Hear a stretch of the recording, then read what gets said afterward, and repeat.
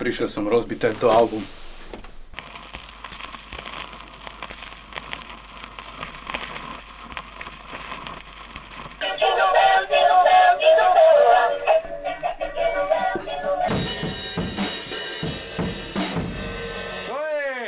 Opravár! Čo? Ja? Ja som... Piče. Ja som... moment. Ne, počkej, čo som? Na čo ste tu? Ja som došiel zachrániť to svetlo. Aha. Teraz tým budeš sedieť celý oný vlog. Tak ale to je akože druhá firma, keby náhodou tento album nevyšiel. Dobre, poď nahrávať. Pôjdeme robiť seriózny album. Akože ja by som bol rád, keby tu bol že zvukár, čo bol v minulom vlogu. Idem teraz nahrať túto strofu a ideme na to.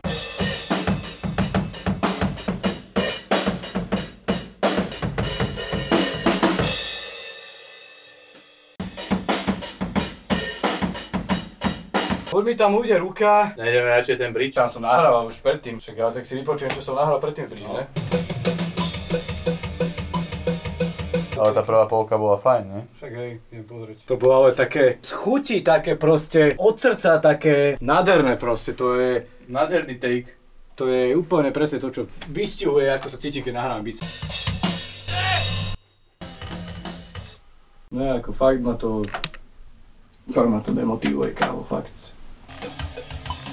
Jasné, ticho. Musíš počkať, kým bude ticho, lebo robíme nahrávku, ale. Tak sa si dosť ľudia buchajú po brúšku. Nechcem sa radšej ani otočať. To som si padol. Akože celkom to...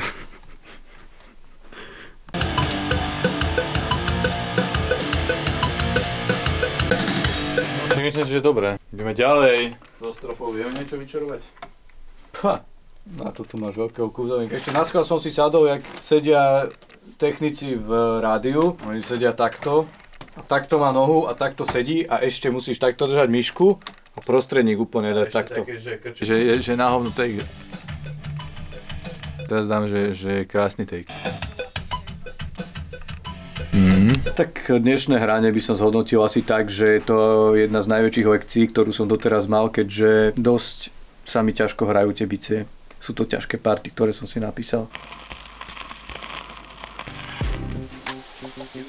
Hello, what's up guys? Vítajte u mňa doma, toto je moja obývačka. Tu si sem tam zahrám na adície, tu si pustím večer Katy Perry. Poďte ďalej, ukážem vám kúpeľku. Musím vám zapnúť svetelko. Tu je náš hajzel. Ty nie, ty choď preč. Tento som myslel. Opa, ešte tam jeleň, ja som minule mal, sorry. Jo.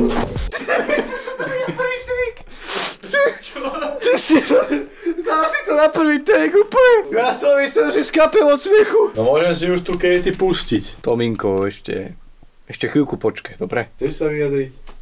Tak už mesiac krútim bicie, lebo jedna rada všetkým, keď idete nahrávať album, natrénujte si party, lebo môže sa stať napríklad, že rok ste nehrali na bicie a potom idete nahrávať album a začnete trénovať také 4 mesiace pred tým albumom. Nebude vám to stačiť? No a ja už ma to nebaví, tak ja už hrám gitary teraz. Áno, mám zase tie cool šlapky. Daj si to do huby na efekt. No, 1 hodina ráno a my tu makáme. Nikto nemusí vedieť, že nám vlastne stoja hodiny. Teraz všetci budete určite tomu rozumieť. To ak ten typický. A potom urob také cool zábery, že ak si idem vlastne tie bice, vieš.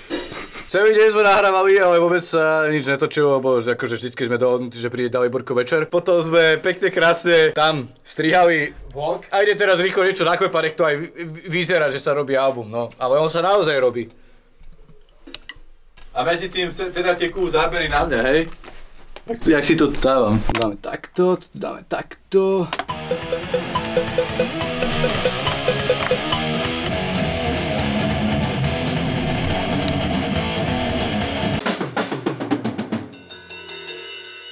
Činel sa mi zdá byť, že je trošku rozladený.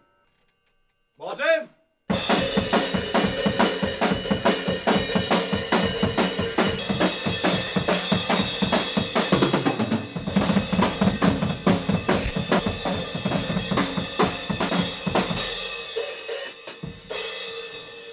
Všetko mi to tu hučí. Prečo mi tu všetko hučí? Počkaj, idem nahrať najslavnejší track do albumu. Nejdem ho nahrať, lebo som to mal všetko moc hlasno. Nepočujem sa. Už vieš, čo bol problém? Čo? Ja?